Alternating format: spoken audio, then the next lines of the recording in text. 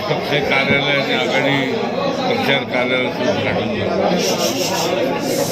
अनेक लोक इथं तुम्ही बघतात एक आनंदी उत्साही वातावरणामध्ये इथं आलेत आणि त्यांना दुग्ध शौकला योग माननीय आंबेडकर साहेबांनी नांदेड जिल्ह्याला पाठिंबा दिला, त्यामुळं अति आनंद झाला. आणि ही जागा निश्चित आज आम्हाला आमच्या पार्ट्यामध्ये आमच्या कार्यकर्त्यांच्या जोरावर ते पडणार आणि ही निवडणूक सर्वसामान्य कार्यकर्त्यांच्या जोरावर मी तो पाडणार.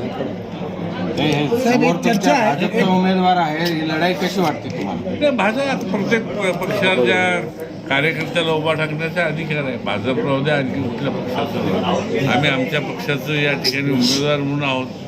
आता त्यांच्याविषयी लोक ठरवतील काय करायचे.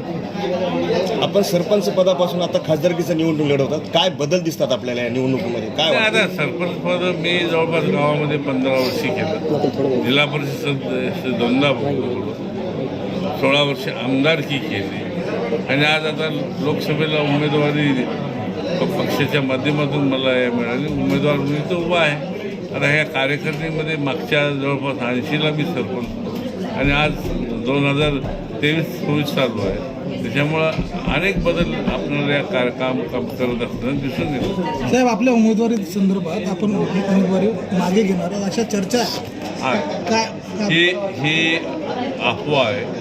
मी माझा फॉर्म निश्चित भरणार आहे. मीच उमेदवार मी एक डब्बी फॉर्म भरून असावा आपण जी दक्षता घेतो. त्यामुळं मी माझ्या मुलाचा इतराला न करता मी माझ्या मुलाचा डब्बी फॉर्म त्या ठिकाणी दाखल करणार. धनशक्ती विरुद्ध जनशक्ती असा संघर्ष होणार. हो, आज समोरचे जनदांडगे आहेत. आज सर्वसामान्य गरीब माणूस माझ्या पाठीशी आहे. म्हणून ही लढाई धनशक्ती विरुद्ध सर्वसामान्य कार्यकर्त्याची आहे. सर, हिंदी में बताइए, प्रकाश बाड़ा साहब